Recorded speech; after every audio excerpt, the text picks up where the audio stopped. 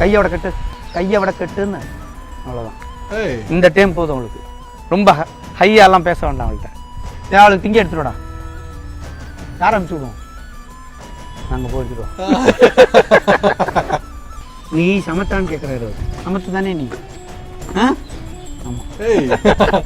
அதே மாதிரி திருவனைக்காலில் இருக்கிற யானை பேரை சொன்னோன்னே யானையோட ஃபேஸ் மாறிடும்.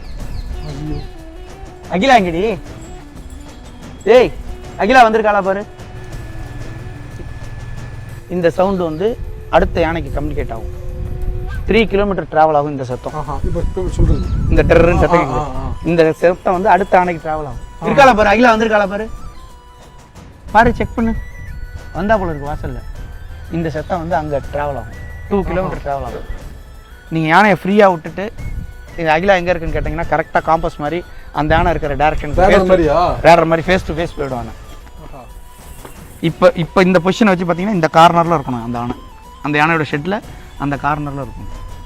அந்த யானை எங்கே இருக்கோ அந்த பக்கத்து திரும்பிடும் யானை. ஓகே, எடுத்தோ கேட்காம வாங்க மாட்டான். ஓ அது வேறையா?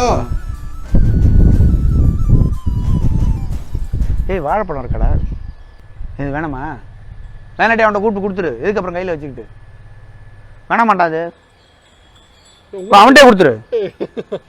இது பிடிக்கலையா? இது வேண்டாமா, வேற கேட்டாவான். டேய் சீனி எங்கடி உட்காந்துருக்கான்?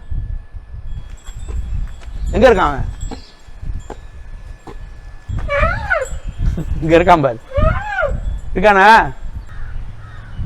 இருக்கான். இது வந்து அங்குசம்பாங்க. இதை வந்து நீங்கள் வந்து சார் முன்னாடி கொஞ்ச நேரத்துக்கு முன்னாடி ஒரு கேள்வி கேட்டார், யானை சங்கிலி எல்லாம் இருக்குமான்னு. இந்த குச்சியை தள்ளி விடுறது அதுக்கு ஈஸியான வேலை. இந்த குச்சியை வச்சுட்டு நான் எவ்வளோ தூரம் வேணாலும் போயிட்டு வரேன், இந்த குச்சி அங்கேயே தான் இருக்கும். பார்த்துக்கங்க. தாங்கானது இல்லோட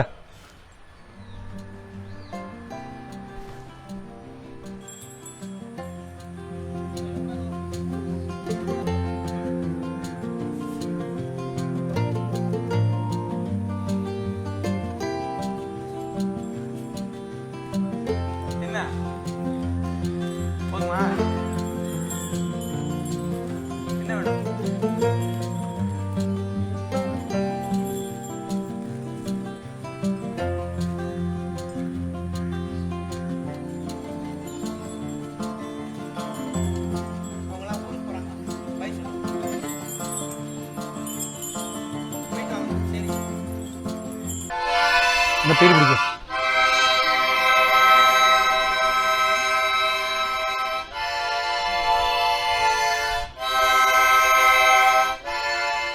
தலையை ஆட்டி ஆட்டி வாசிக்கு.